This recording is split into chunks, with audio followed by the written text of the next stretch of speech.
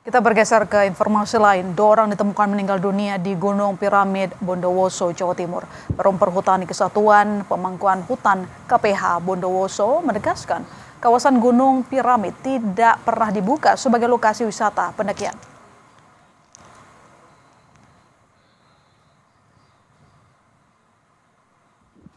Perum Perhutani KPH Bondowoso menegaskan kawasan Gunung Piramid merupakan kawasan hutan lindung. Aktivitas pendakian di gunung ini termasuk kegiatan ilegal dan dilarang karena jalurnya ekstrim dan berbahaya. Pihak Perum Perhutani KPH Bondowoso telah melakukan sosialisasi larangan mendaki Gunung Piramid sejak awal tahun 2024 lalu. Sejauh ini, jalur pendakian Gunung Piramid di Kecamatan Curah Dami, Bondowoso telah memakan 4 korban meninggal dunia.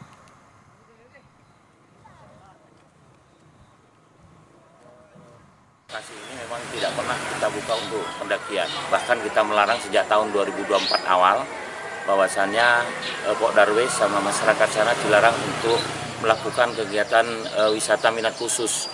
Nah, ini karena piramid ini sangat ekstrim, karena beberapa kejadian banyak membawa korban. Sehingga kami pasang papan larangan, juga kami bersurat kepada desa dan juga muspika yang ada di Kecamatan Curah Dami.